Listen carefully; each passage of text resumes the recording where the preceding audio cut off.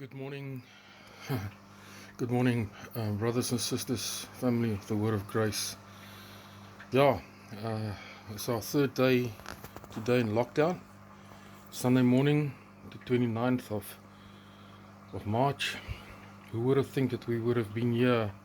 We would be here 3-4 months ago. Nobody could have imagined this. But yes, it's something that we have to take seriously.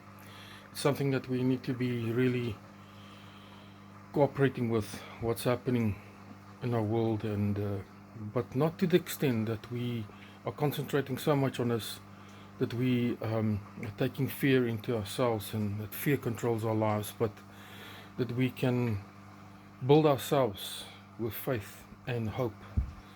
This morning is my first attempt to a live service. I've had previous attempts, but this morning I wanna come and talk to you about Mark 4, where Jesus was in the boat with the disciples and he told them that we're going to go to the other side. So I'm going to read to you from Mark 4, verse 35, 36, 37 to the end. So just read with me. It's Mark 4, verse 35 to the end. And on the day when the evening had come, I read from the Amplified Version. So just bear with me. Let us go over to the other side of the lake.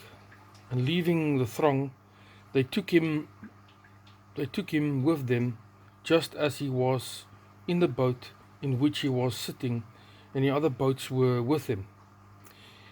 In verse 37, a furious storm of wind of hurricane proportions arose, and the waves kept beating into the boat, so that it was already becoming filled.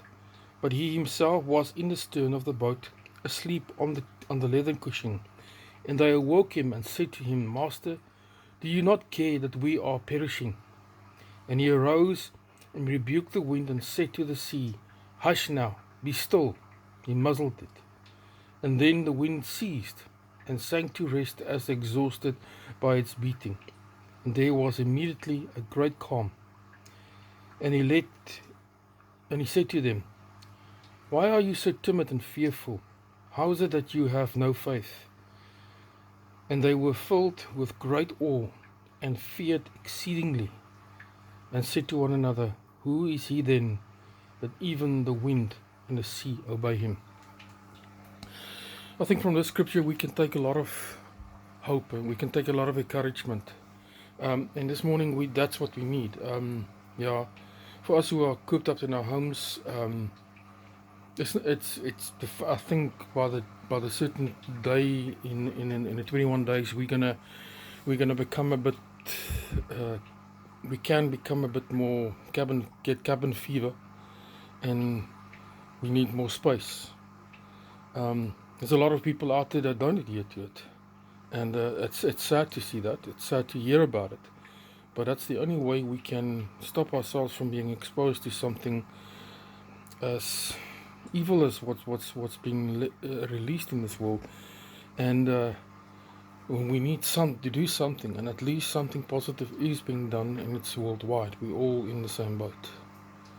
This morning I want to encourage you. Jesus is in your boat. Jesus is in our boat, and at least the promise is that he said he will never leave us, he will never forsake us. Yes, that's his promise, and that's a comforting promise that we can, in this boat we are in, he is in my boat. Yes, even sometimes it feels like he's somewhere else, he's somewhere there in the furthest end, but it feels like it. But he is in our boat. And he did say we're going to go to the other side. Yes, we will see the other side. We don't know how, we don't know when, but we will see the other side. And that's what we need to say to ourselves. And that's what we need to remind ourselves. We will go through it. This virus hasn't discriminated against anybody. You know, we've heard that Uncle Angus has tested positive. His wife tested positive. Reverend Kevin Meshu tested positive. His 2IC tested positive. So even Donnie Gerber, old Springbok rugby player, has tested positive. And it doesn't discriminate. But the fact of the matter is that how we're going to get through it, how we will get through it, and God will even save us from that place where we find ourselves in. Even if the virus tried to get through, even if the virus tried to get all of us, He will still save us from that. But what we need to realize is that He's in our boat. He's in your boat. And He stepped into your boat from the beginning. He knew it. He was not surprised by what's taking place here. And he's definitely not taken off of surprise that He doesn't know what to do. But the fact that He uses everything that the devil throws at us for His benefit.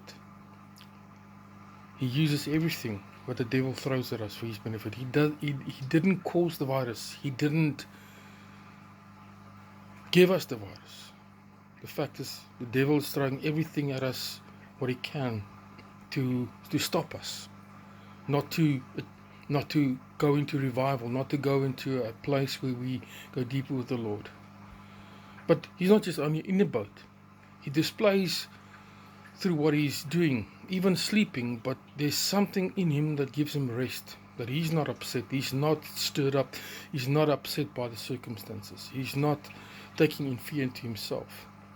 And when they woke Him up, He was surprised by the unbelief of the disciples, because they took fear in themselves, and by the circumstances around them.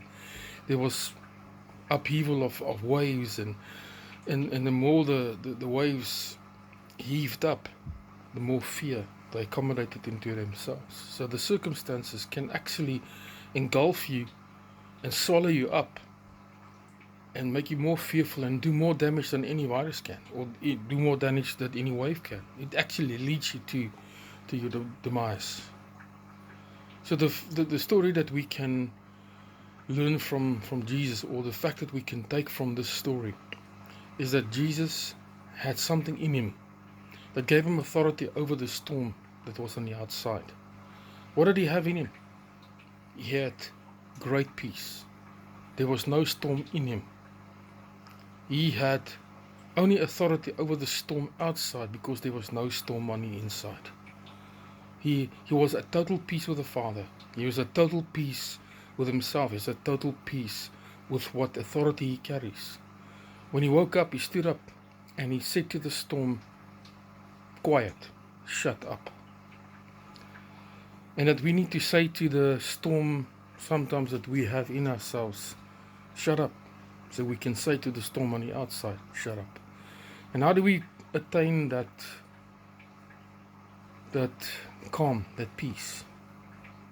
We attain it by going to Jesus, going to the Father, and find our peace in Him. To really find our identity and our peace in Him, that we can, that everything that can be upset be settled in us. That we don't have to get upset, that we can be settled.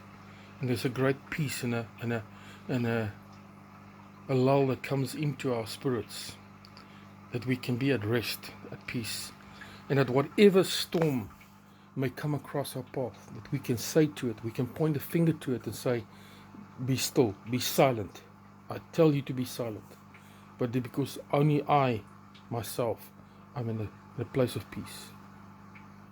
And the moment the silence came, the silence fell of the storm on the outside, they were on the other side. I think from this morning we can draw on it as an encouragement. I can be silent, I can be calm, I can be peaceful.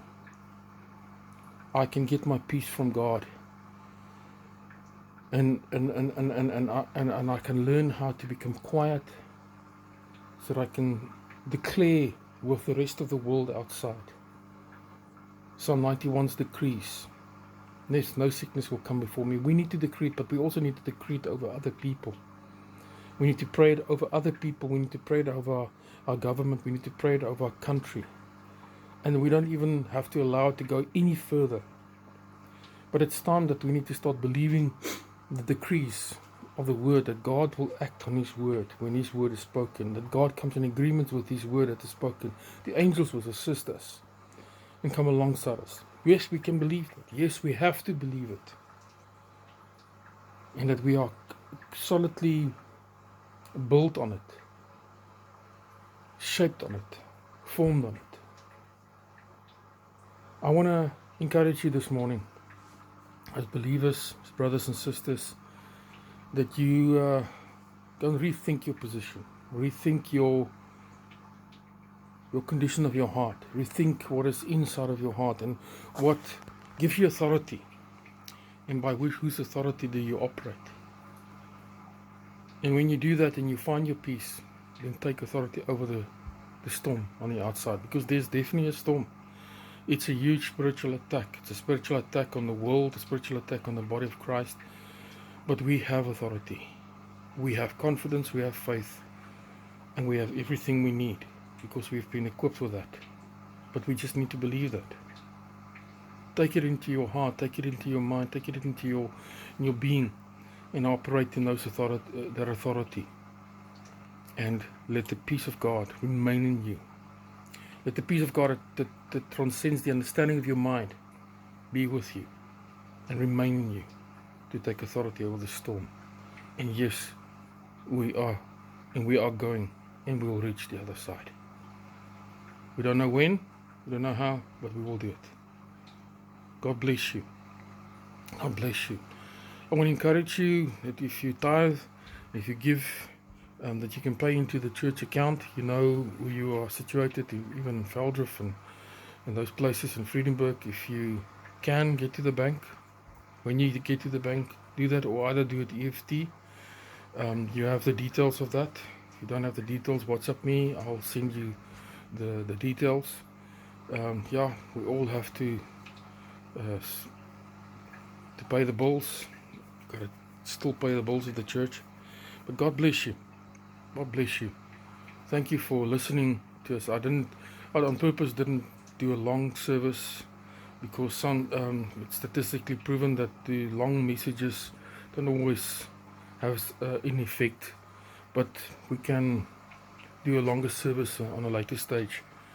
But it's just a word, just a encouragement, just a seed that I want to sow into your life, and an encouragement. We love you, and hang in there. God bless you, and keep your head up, and keep your eyes on the Father, and keep your heart surrendered to Jesus, and be filled with the Spirit. God bless you, and have an awesome day. Have an awesome day. I'll send you some messages throughout the week to stay in contact with you. You can also send me messages, then we can communicate whatever need might be out there. We'll see what we can do. God bless you.